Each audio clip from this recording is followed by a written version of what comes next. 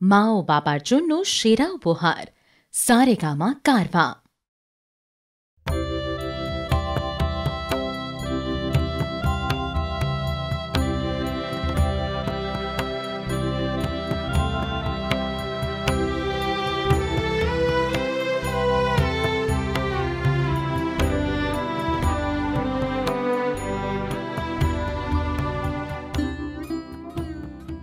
শ্যামপুকুর বাটির দোতলার ঘর।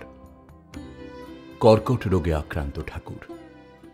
ডাক্তার সরকার তাকে দেখতে এসেছেন।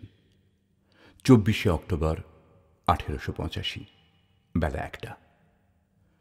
মাস্টারমশাই আছেন, মহিমাচরণ আছেন, নরেনও আছেন। ডাক্তার মহেন্দ্রলাল সরকার রুগী দেখা ছাড়াও এই পরিবেশে কিছুক্ষণ কাটিয়ে যান। ঠাকুরের নানা কথা, নানা প্রসঙ্গ ভীষণ উপভোগ করেন। সেদিন কুলকুণ্ডলিনী শক্তি থেকে কম্পারেটিভ অ্যানাটমি, কম্পারেটিভ হিস্ট্রি সব প্রসঙ্গই আসছে একে একে। কম্পারেটিভ রিলিজিয়নেতে বিশেষ উপকার। এই যে ইনি পরমহংসদেব যা বলেন অন্তরে অত লাগে কেন? এর সব ধর্ম দেখা আছে, হিন্দু, মুসলমান, খ্রিস্টান, শাক্ত, বৈষ্ণব, এসব ইনি নিজে করে দেখেছেন। মধুকর নানা ফুলে বসে মধু সঞ্চয় করলে তবেই চাকটি বেশ হয়। ঠাকুর বললেন, ইনি খুব ভালো ডাক্তার আর খুব বিদ্যা। মহিমাচরণ যোগ করলেন, আগে হ্যাঁ, ইনি জাহাজ আর আমরা সব ডিঙি। তবে ঠাকুর শ্রীরামকৃষ্ণের কাছে সবই সমান।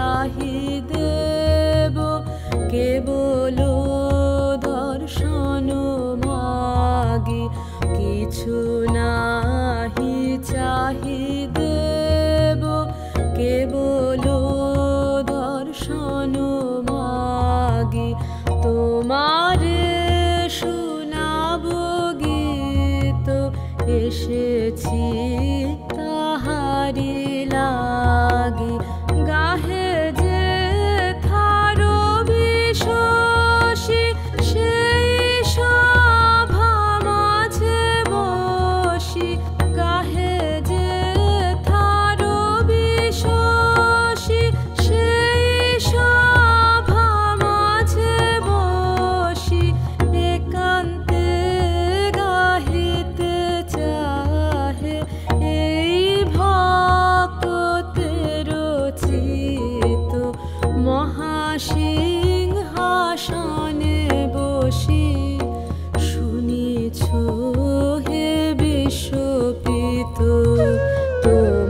নারী রচিত ছন্দে মহান বিশ্বের গীত মহাসিংহাসনে বসি শুনিছ হে বিশ্বপিত।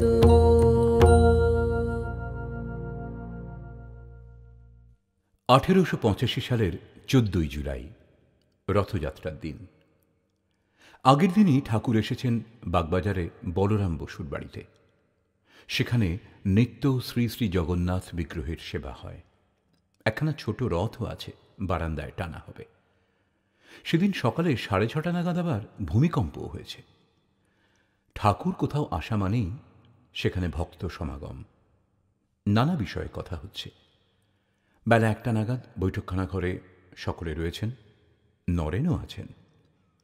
আমি যন্ত্র তুমি যন্ত্রী, ঈশ্বরী কর্তা। কাঠ পোড়া শেষ হলে আর শব্দ থাকে না, উত্তাপও থাকে না, সব ঠান্ডা। শান্তি শান্তি শান্তি, এইসব কথা হচ্ছে।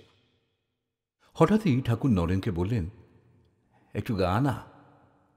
না, ঘরে যাই, অনেক কাজ আছে। তা বাছা, আমাদের কথা শুনবে কেন? তুমি গুহদের বাগানে যেতে পারো। প্রায় শুনি আজ কোথায়, না গুহদের বাগানে। এ কথা বলতুম না, তা তুই কেঁড়েলি করলি। এ যন্ত্র নেই, শুধু গান। আমাদের বাছা যেমন অবস্থা, এইটি পারো তো গাও, তাতে বলরামের বন্দোবস্ত। ঠাকুর একরকম চেপেই ধরেছেন। নিমরাজি হলেও নরেন্দ্র গান শুরু করলেন। কতদিনে হবে সে প্রেম সঞ্চার, নিবিড় আধারে মা তোর চমকে ওর উপর আসি। বিকেলে রথ টানা হলো, কীর্তন হলো। ঠাকুর নিজে পথ ধরলেন। যাদের হরি বলতে নয়ন ঝরে, তারা তারা দুভাই এসেছে রে। কীর্তন আর নাচের পর আবার ঠাকুর এসে বসেছেন। ইতিমধ্যে তানপুরা জোগাড় হয়েছে।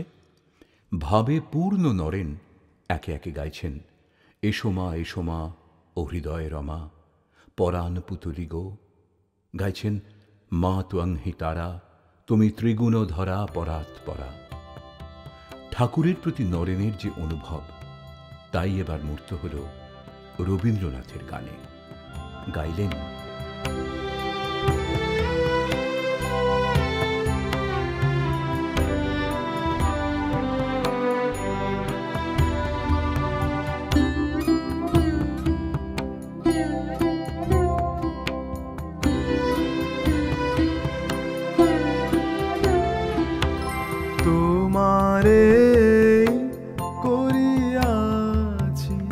জীবনের ধ্রুব তারা, এ সমুদ্রে আরো কভু হব না কো পথহারা। তোমারে করিয়াছি জীবনের ধ্রুব তারা।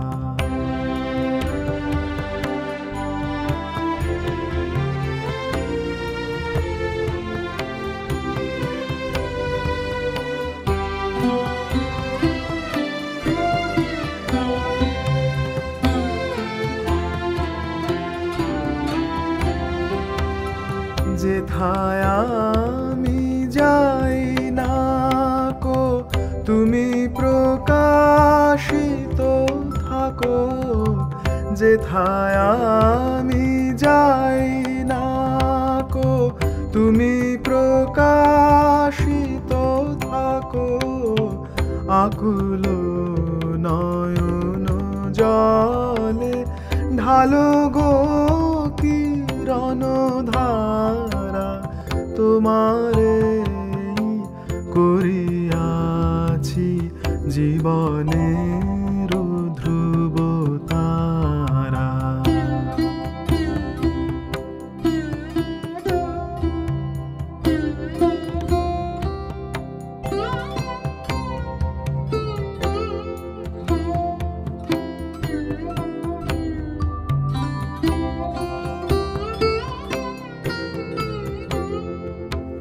তব মুখ সদা মনে জাগিতেছে সঙ্গপনে তিলকো অন্তর হলে নাহেরি কুল কিনারা তব মুখ সদা মনে জাগিতেছে সঙ্গপনে তিলকো অন্তর হলে নাহেরি কুল কিনারা কখনো বিপথে যদি ভ্রমিতে চাহে হৃদয় কখনো বিপথে যদি ভ্রমিতে চাহে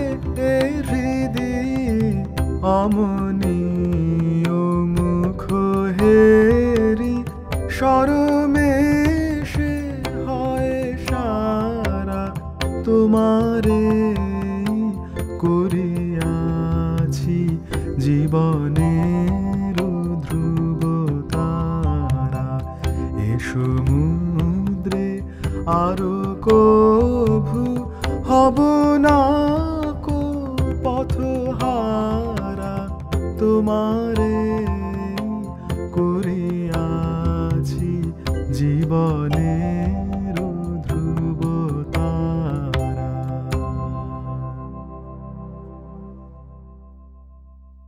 ঠাকুর শ্রীরামকৃষ্ণের অনুভবে শ্রীকৃষ্ণ প্রেমের প্রতীক, প্রেমাবতার।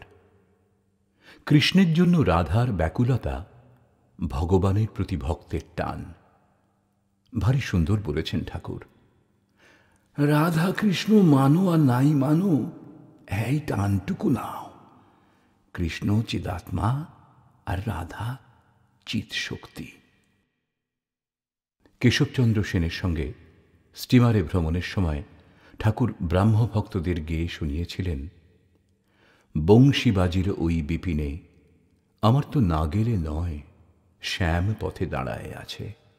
তোরা যাবি কি না যাবি বল গো, তোদের শ্যাম কথার কথা, আমার শ্যাম অন্তরের ব্যথা। তোদের বাজে বাঁশি কানের কাছে, বাঁশি আমার বাজে হৃদয় মাঝে। শ্যামের বাঁশি বাজে বেরো রাই, তোমা বিনে কুঞ্জের শোভা নাই। গান শুনে কেশব সেন ব্রাহ্মভক্তরা অভিভূত। এসব ঘটনা যখনকার, তখন সেখানে নরেন্দ্রনাথও নেই, রবীন্দ্রনাথও নেই। অনুভবের সূক্ষ্ম তন্ত্রীতে আশ্চর্যজনকভাবে উঠল একই টঙ্কার, ধ্বনিত হল একই মধুর স্বর। রবীন্দ্রনাথ ঠাকুরের রচনায় শ্যাম নাম হয়তো নেই, রাধা নাম হয়তো উচ্চ, কিন্তু আছে সেই কুঞ্জবন, সেই যমুনা তীর, আর আছে সেই প্রাণ আকুল করা বাঁশি। ঠাকুরের অনুভবের আধার যিনি সর্বতোভাবে ধারণ করলেন নিজের হৃদয়ে, ঠাকুরের ভাবধারা সমগ্র বিশ্বে পরিব্যাপ্ত করার নিলেন অঙ্গীকার, সেই নরেন্দ্রনাথ, বিবেকানন্দ, বাঁশির ডাকে উদ্বেল হলেন তিনিও।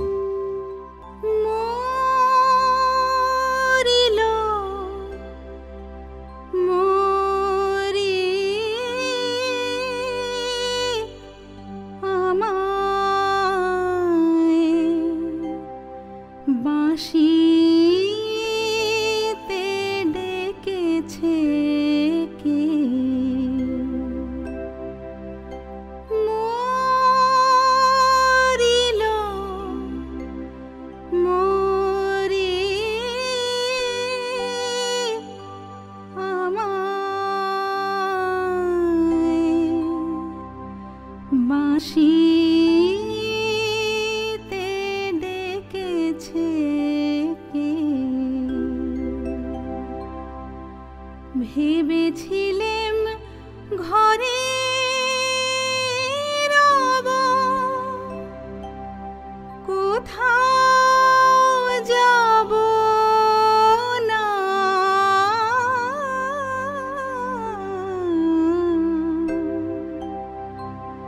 ভেবেছিলেম ঘরে রব,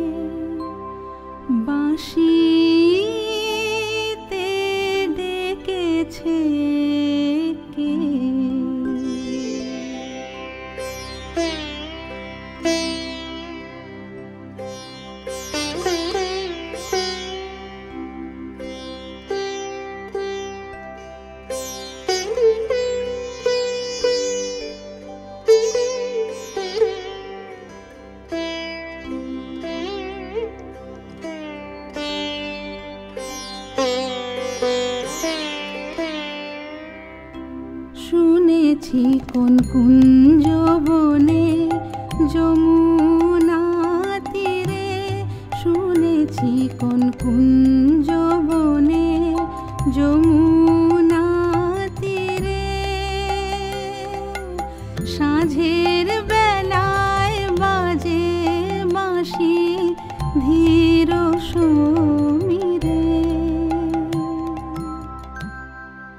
ওগো তোরা জানিস যদি আমায় পথ বলে দে, আমায় বাঁশিতে ডেকেছে কে?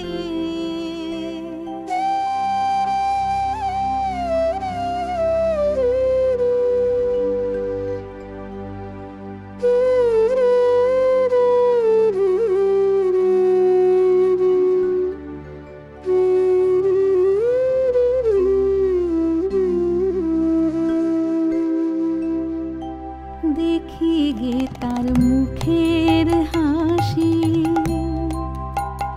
তারে ফুলের মালা পরিয়ে আসি। দেখি গে তার মুখের হাসি, তারে ফুলের মালা পরিয়ে আসি। তারে বলে আসি তোমার বাঁশি আমার প্রাণে বেজেছে,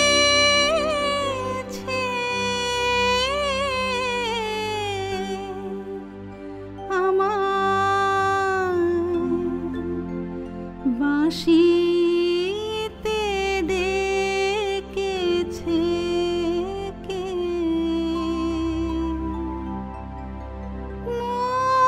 মরিল মরি আমায়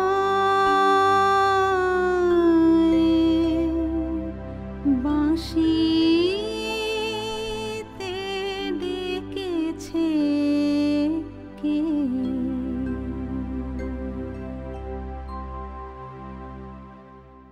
নিজের জীবনে মা কালীকে আদর্শ হিসেবে মেনে নেবার আগে সন্দেহে ভরা দিনগুলোর কথা ভুলেননি স্বামী বিবেকানন্দ। কালী ও কালীর সর্বপ্রকার কার্যকলাপে আমি কতই না অবজ্ঞা করিয়াছি।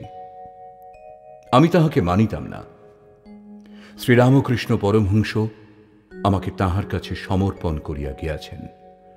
এখন আমার বিশ্বাস সব কিছুতেই মা কালী আমায় পরিচালিত করিতেছেন এবং তাহার যা ইচ্ছা তাই আমার দ্বারা করাইয়া লইতেছেন। আমি শ্রীরামকৃষ্ণের অপূর্ব পবিত্রতা দেখিয়াছি, তাহার আশ্চর্য ভালোবাসা অনুভব করিয়াছি। পূর্বে আমি তাহাকে বিকৃত মস্তিষ্ক একটি শিশু বলিয়া ভাবিতাম। মনে করিতাম এই জন্যই তিনি সর্বদা অলৌকিক দৃশ্য প্রভৃতি দেখেন। এগুলি আমি ঘৃণা করিতাম। তারপর আমাকেও মা কালী মানিতে হইল। তাহা একটি গোপন রহস্য এবং উহা আমার মৃত্যুর সঙ্গেই লুপ্ত হইবে। সে সময় আমার খুবই ভাগ্য বিপর্যয় চলিতেছিল।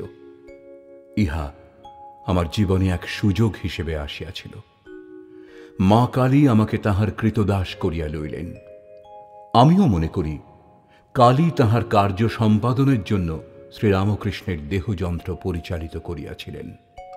দেখো, আমার পক্ষে ইহা বিশ্বাস না করিয়া উপায় নাই যে কোথাও এমন এক বিরাট শক্তি নিশ্চয় আছেন, যিনি নিজেকে নারী রূপে কল্পনা করেন এবং তাহাকে লোকে কালী এবং মা বলিয়া ডাকে। মা কালী সম্বন্ধে যার এমন অনুভব, বাল্মীকি প্রতিভা গীতিনাট্যে রবি ঠাকুরের এক ব্যতিক্রমী কালী বন্দনা হোক না তা দস্যু দলের, তবু সে গানই যে বিবেকানন্দের পরম প্রিয় হয়ে উঠবে তাতে আর আশ্চর্য কি। কালী কালী বলো রে আজ, বলো হো হো হো, বলো হো হো হো, বলো হো। নামের জোরে সাধিব কাজ, বলো হো হো হো, বলো হো, বলো হো।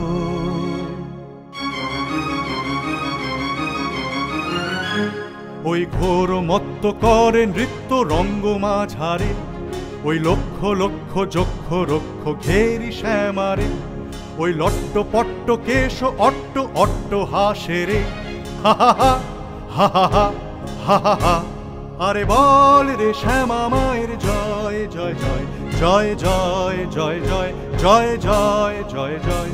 আরে বল রে শ্যামা মায়ের জয় জয় জয়, আরে বল রে শ্যামা মায়ের জয়। 1881 খ্রিস্টাব্দ।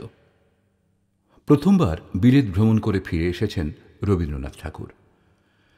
মহর্ষি দেবেন্দ্রনাথ রবীন্দ্রনাথকে আদেশ করলেন একটি বিবাহমঙ্গল গীত রচনা করতে, কারণ রাজনারায়ণ বসুর কন্যা লীলাবতী দেবীর সঙ্গে সঞ্জীবনী পত্রিকার প্রতিষ্ঠাতা শ্রীকৃষ্ণ কুমার মিত্রের বিবাহ। সাধারণ ব্রাহ্ম সমাজ মন্দিরে জমকালো বিবাহ সভা। আচার্য শিবনাথ শাস্ত্রী, সেখানে রামমোহনের জীবনীকার নগেন চট্টোপাধ্যায়, কীর্তনিয়া ডাক্তার সুন্দরীমোহন দাস, কেদারনাথ মিত্র, অন্ধ চুনিলাল এবং নরেন্দ্রনাথ দত্ত মশাই আছেন। এরা সকলেই গান করলেন। রবীন্দ্রনাথ ঠাকুর নিজে সঙ্গীত রচনা করে তাদের দিয়ে গাইয়েছিলেন গান। দুটি হৃদয়ের সুখ, দুটি হৃদয়ের দুঃখ, দুটি হৃদয়ের আশা মিলায় তোমার পায়। নবদম্পতির শুভকামনায় রচনা হলেও এই গানে পরম কল্যাণময় ঈশ্বরের অনিবার্য উপস্থিতি বিস্ময় জাগায়। শাস্ত্রী মশায়ের আরাধনা, উপদেশ, বিবাহ মন্ত্র, সুবিখ্যাত গায়কদের সঙ্গীত শুনে অনেকে এমন মুগ্ধ হয়েছিলেন যে তারা সঙ্গে সঙ্গে ব্রাহ্ম ধর্ম গ্রহণ করেছিলেন।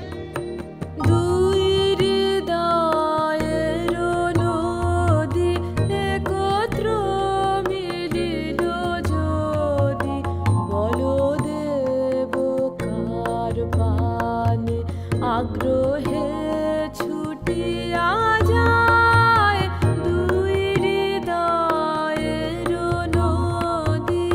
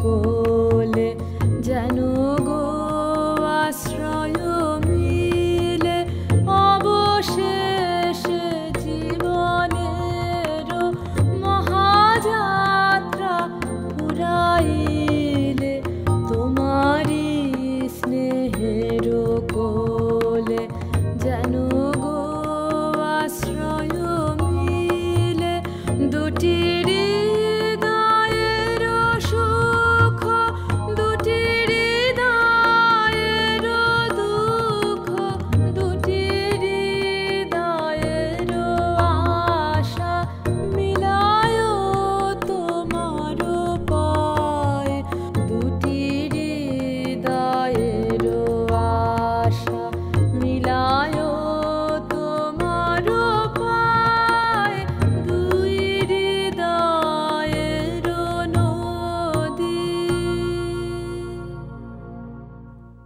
রবীন্দ্রনাথের বহু কবিতায় বিবেকানন্দের ভাব ও চিন্তার ছায়াপাত ঘটেছে। অল্প কিছুদিন আগে পাশ্চাত্য দেশে বিপুল গৌরব অর্জন করে স্বামী বিবেকানন্দ স্বদেশে ফিরেছেন। কলম্বো থেকে আলমোড়া পর্যন্ত পরিভ্রমণ করে প্রদীপ্ত নববার্তা ঘোষণা করেছেন। 1899 সালের এপ্রিল মাসের মাঝামাঝি এক ঝড়ের দিনে রবীন্দ্রনাথ লিখলেন বর্ষ শেষ কবিতাটি।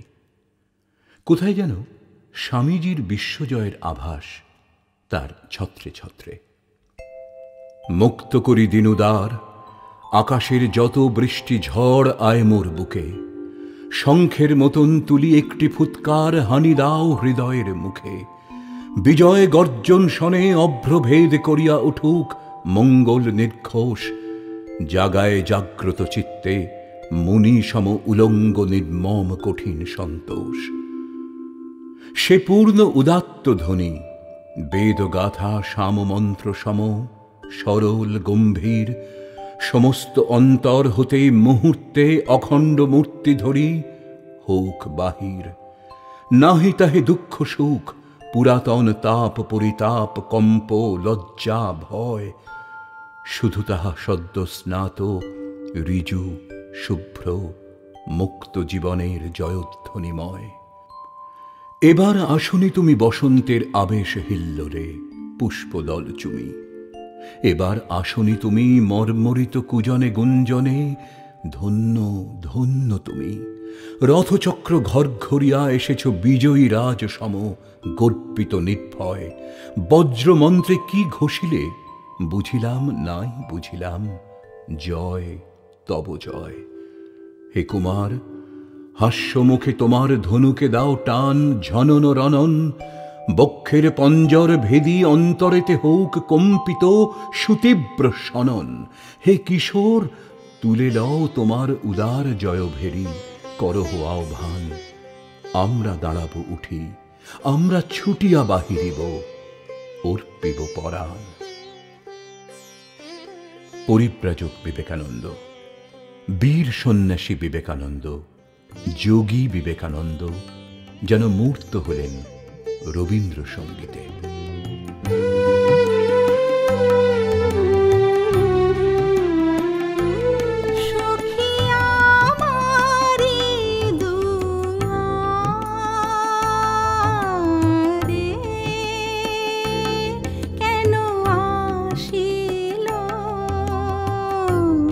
নিশি ভোরে যোগী ভিখারি কেন করুণ স্বরে বীণা বাজিল সখী আমারি দুয়ারে,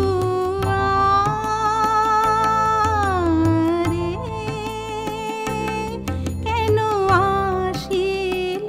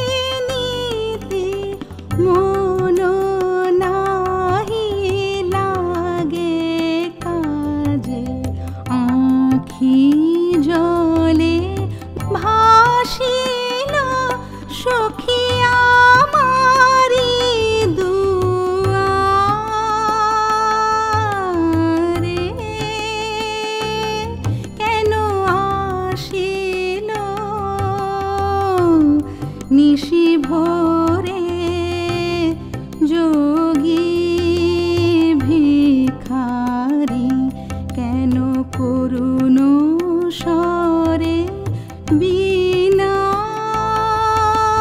বাজিল সখী আমারি দুয়ারে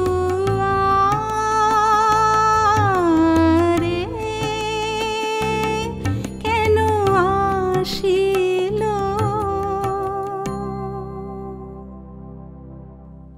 যেদিন সুনীল জলধি হইতে উঠিলে জননী ভারতবর্ষ, উঠিল বিশ্বে সে কি কলরব, সে কি মা ভক্তি, সে কি মা হর্ষ। দ্বিজেন্দ্রলাল রায়ের এই গান একদিন স্বদেশ চেতনায় উদ্বুদ্ধ করেছিল ভারতবাসীকে। তাঁরই সুযোগ্য পুত্র দিলীপ কুমার রায় রবীন্দ্রনাথের এক অবিস্মরণীয় উক্তির সাক্ষী। 1920 সালে লন্ডনে জালিয়ানওয়ালাবাগের নারকীয় হত্যালীলার প্রতিবাদ সভা ডাকা হয়েছিল। নাইটহুড উপাধি পরিত্যাগকারী কবিগুরু কথা বলছিলেন দিলীপ কুমারের সঙ্গে। অনিবার্যভাবে এসেছিল স্বামীজির প্রসঙ্গ। রবি ঠাকুর বলেছিলেন, দিলীপ, আমরা এই স্বাধীন দেশে এসেও কি আমাদের জাতীয় অগৌরব, লজ্জাহীনতা, ভীরুতা প্রচার করে এদের আদর কাটতে ছুটব? এ হয় কখনো? এরা আর যাই পারুক না কেন, কাপুরুষকে শ্রদ্ধা করতে পারবে না নিশ্চয় যেন। এখানে এসে যদি ভারতের কথা বলতে হয়, তবে আমরা যেন কেবল সেই গুণ, সেই সম্পদ, সেই সাধনার কথাই বলি যার দৌলতে ভারত বড় হয়েছিল, যেমন বিবেকানন্দ বলেছিলেন। তাই তো তিনি এদের শ্রদ্ধাও পেয়েছিলেন।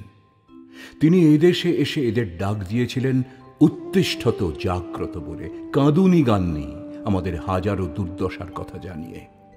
আমার মনে আছে নিবেদিতাকেও তিনি কিভাবে দীক্ষা দিয়েছিলেন ভারতের সত্য কীর্তির তত্ত্বে। তার কাছে একবারও বলেননি আমরা বড় আর্ত, দীনহীন, কৃপার পাত্র। বলতেন, ভারতের বড় দিকটার পানেই চোখ তুলে তাকাও, তার বাইরের দারিদ্র্যকেই বড় করে দেখো না। আমেরিকার সামনে মাথা উঁচু করেই বলেছিলেন ভারতের ধর্মতত্ত্বের মহিমার কথা। যদি কেঁদে ভাসাতেন দুটি ভিক্ষে পাই গো বলে, তাহলে না পেতেন ভিক্ষা না সমাদর। তোমারি তরে মা সপিনু এ দেহ, তোমারি তরে মা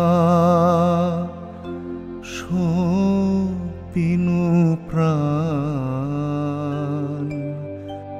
তোমারি শোকে এ আখি বরষিবে,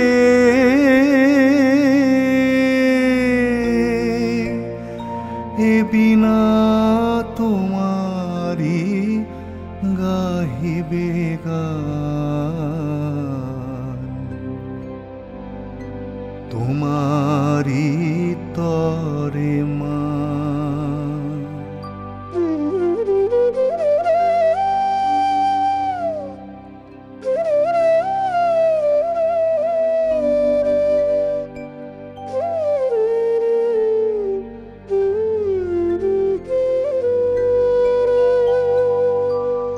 যদিও এ বাহু অক্ষম দুর্বল, তোমারি কার্য সাধিবে।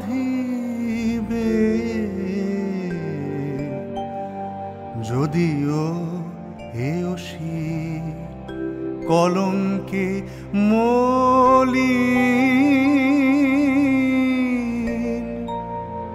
তোমারি পাশ নাশিবে। তোমারি তরে মা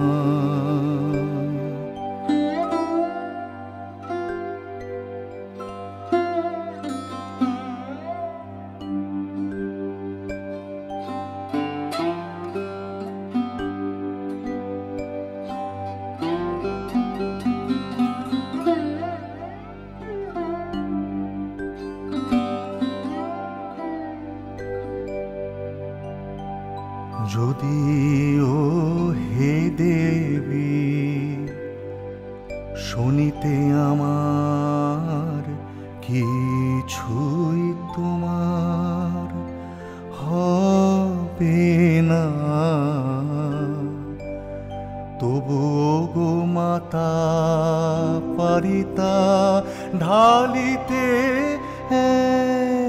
কুতিল তব কলঙ্ক খালিতে নিভাতে তোমার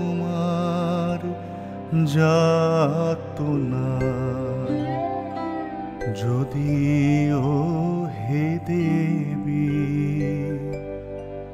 শুনিতে আমার কিছুই তোমার হবে না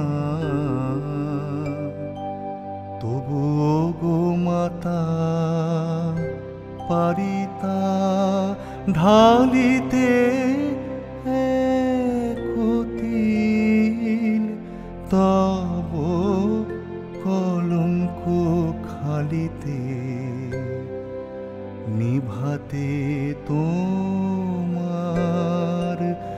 যাতনা যদিও জননী যদিও আমার এ বিনয় কিছু নাহি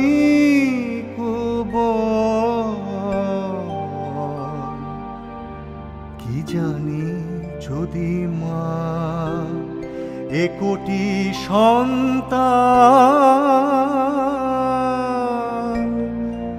জাগি উঠে শুনি এ বিনাতান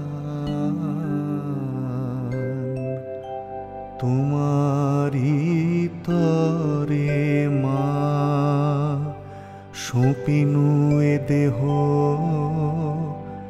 তোমারি তরে মা সঁপিনু প্রাণ তোমারি শোকে এ আখি বরষিবে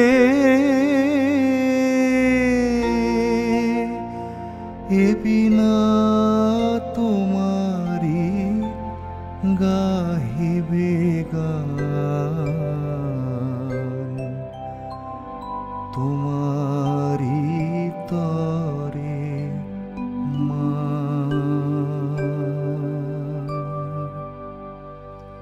27 অক্টোবর 1885 মঙ্গলবার বিকেল 5:30। ডাক্তার সরকার ঠাকুরকে দেখতে এসেছেন। রুগী দেখা, ওষুধ খাওয়া এসবের পর ডাক্তার সরকার উঠতে যাবেন, এমন সময় এক ভক্ত গানের কথা পারলেন। শ্যাম বসু, ডাক্তার দোকড়ি, ছোট নরেন্দ্র, রাখাল, মাস্টারমশাই, গিরিশ ঘোষ, নরেন আজ একেবারে ঘর গমগম করছে। ইঙ্গিত পাওয়া মাত্রই নরেন তানপুরা ধরে মধুর কণ্ঠে গাইলেন, চমৎকার অপার জগৎ রচনা তোমার। গাইলেন, নিবিড় আধারে মাতর চমকে ওর উপর আসি। পাখোয়াজের মধুর বোল গান আরও হৃদয়গ্রাহী করে তুলেছে। ঠাকুর প্রায় ভাব জগতে চলেছেন। ডাক্তার সরকার কিন্তু শঙ্কিত। মাস্টারমশাইকে বললেন সে কথা, it is dangerous to him. ঠাকুর ওরই মধ্যে বললেন, না না না, ভাব কেন হবে, কেন ভাব হবে, কেন ভাব। বলতে বলতেই গভীর সমাধিতে মগ্ন, শরীর স্পন্দহীন, নয়ন স্থির, কাঠের পুতুলের মতো বাহ্যশূন্য। মন, বুদ্ধি, অহংকার, চিত্ত সমস্তই অন্তর্মুখ। আর সে মানুষ নয়, ঠাকুরের সে অপরূপ রূপ, অনির্বচনীয়, নয়নাভিরাম, অপার্থিব সৌন্দর্যময়। সুন্দর শোভা,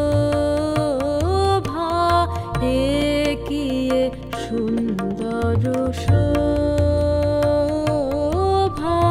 কি মুখ হেরি,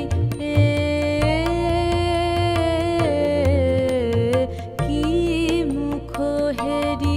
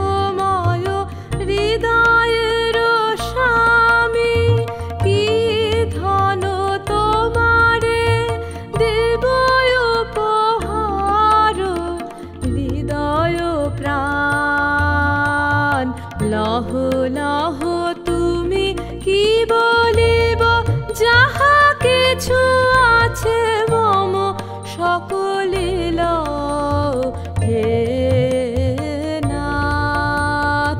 এ কি সুন্দর শোভা, এ কি সুন্দর।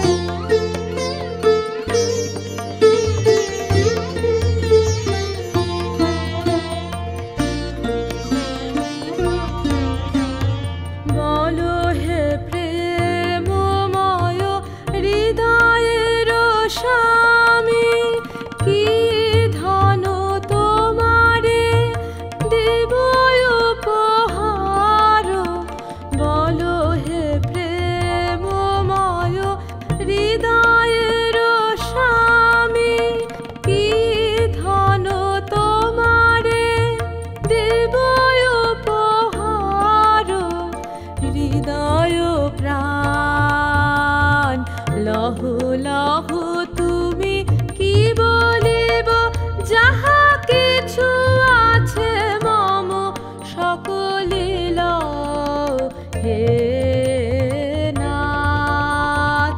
এ কি সুন্দর শোভা, এ কি সুন্দর শোভা। কি মুখ হেরি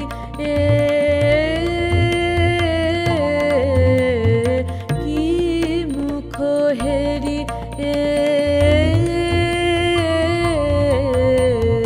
আজি মোর ঘরে আইল হৃদয়নাথ। প্রেম উৎসয় উথলিল আজি, এ কি সুন্দর শোভা, এ কি সুন্দর। মানুষ এ পর্যন্ত ঈশ্বরকে যত নামে অভিহিত করিয়াছে, তন্মধ্যে সত্যই সর্বশ্রেষ্ঠ। ঈশ্বরই সত্য, সত্যই শিব, শিবই সুন্দর। এই পরম সত্য স্বামী বিবেকানন্দ জীবনে জীবন যোগ করে উপলব্ধি করেছিলেন। রবীন্দ্রনাথ ঠাকুর এবং রোমারোলা, প্রাচ্য এবং পাশ্চাত্যের দুই বিদগ্ধ মনীষীর কথোপকথনে সেই সত্য, সেই উপলব্ধি প্রকাশ পেয়েছে। I have never been able to love the God of the Old Testament. He is the Lord with the rod. But even in the New Testament, the same motive occurs. Jesus is the Lamb and the Lord sacrificed for the sake of humanity. The emphasis is wrongly placed and the attitude is not spiritual in the large sense. Do you think that Vivekananda in India tried to check the abuses in this line? So far as I can make out, Vivekananda's idea was that we must accept the facts of life. We must rise higher in our spiritual experience in the domain where neither good nor evil exists. It was because Vivekananda tried to go beyond good and evil that he could tolerate many religious habits and customs which have nothing spiritual about them. সত্য মঙ্গল প্রেমময় তুমি, ধ্রুব জ্যোতি তুমি অন্ধকারে। তুমি সদা যার হৃদে বিরাজ, দুঃখ জ্বালা সেই পাশরে, সব দুঃখ জ্বালা সেই পাশরে। সত্য মঙ্গল প্রেমময় ধ্রুব জ্যোতি তুমি অন্ধকারে।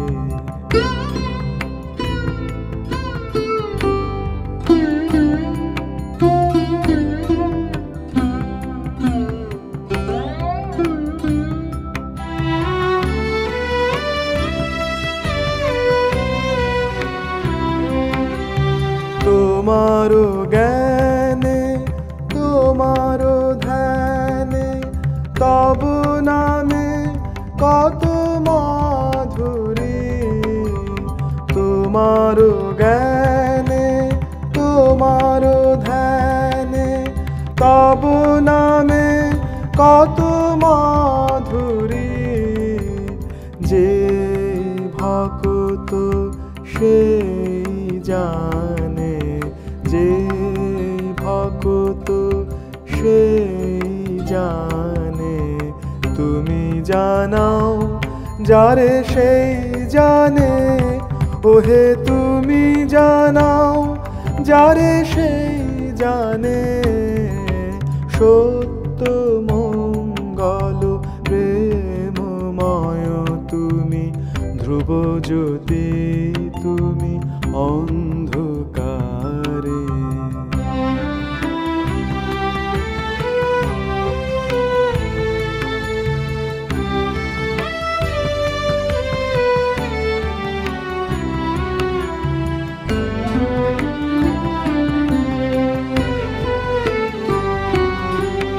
তোমারো জ্ঞানে তোমারো ধ্যানে তব নামে কত মাধুরী। তোমারো জ্ঞানে তোমারো ধ্যানে তব নামে কত মাধুরী। যে ভক্ত সেই জানে, যে ভক্ত সেই জানে। তুমি জানাও যারে সেই জানে, ওহে তুমি জানাও যারে সেই জানে। সত্য মঙ্গল প্রেমময় তুমি ধ্রুব জ্যোতি তুমি অন্ধকারে। তুমি সদা যার হৃদে বিরাজ, দুঃখ জ্বালা সেই পাশরে। সব দুঃখ জ্বালা সেই পাশরে। সত্য মঙ্গল প্রেমময় তুমি ধ্রুব জ্যোতি তুমি অন্ধকারে। বিশ্ববিনা রবে বিশ্বজন মোহিছে, স্থলে জলে নভতলে বনে উপবনে নদী নদে গিরি গুহা পারাবারে। নিত্য জাগে সরস সঙ্গীত মধুরিমা, নিত্য নৃত্য রসভঙ্গিমা। জগৎ জুড়ে ঈশ্বরের অনিন্দ সুন্দর প্রকাশ। প্রকৃতি আর মানুষ নিত্য নববন্দনা গানে তাঁরই প্রশস্তি করে চলেছে অবিরাম। সেই তিনি যাকে দেখা যায় না অথচ মর্মে মর্মে অনুভব করা যায়। সেই তিনি মহাগগন মাঝে যার মহিমা উজ্জ্বলতায় উদ্ভাসিত। সেই তিনি জনমে মরণে যার করুণা বইছে অবিশ্রাম। রবীন্দ্রনাথ, বিবেকানন্দ সমসময়ে সেই আলোক ধারার উৎসমুখের সন্ধানী। ভাবজগতে একই পথের পথিক, সেই পরম পিতার উপাসক। তাহার আরতি করে চন্দ্র তপন দেব মানব বন্দে চরণ। আশীন সেই বিশ্ব শরণ, তার জগত মন্দিরে তারে আরতি করে চন্দ্র তপন।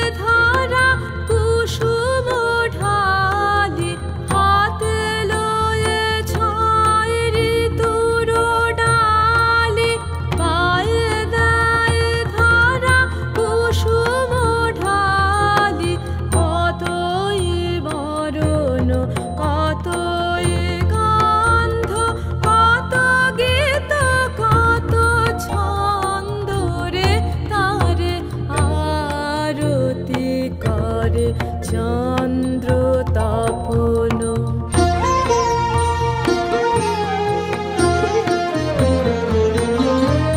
বিহগ গীত গগন ছায় জলদ গায় জলধি গায় মহাপবন হরষে ধায় গাহে গিরি কান্দরে বিহগ গীত গগন ছায় জলদ গায় জলধি গায় মহাপবন হরষে ধায় গাহে গিরি কান্দারে কত কত শত ভকত প্রাণ হেরিছে পুলকে গাহিছে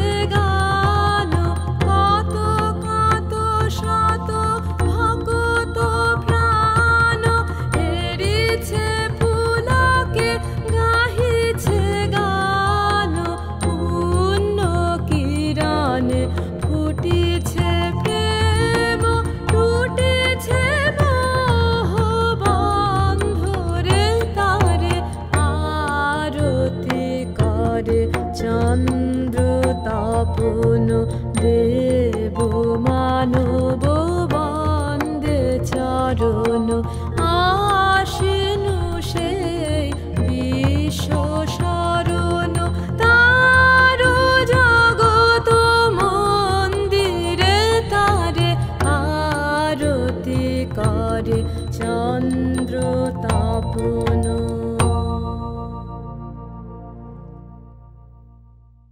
তোমার জ্ঞানে তোমার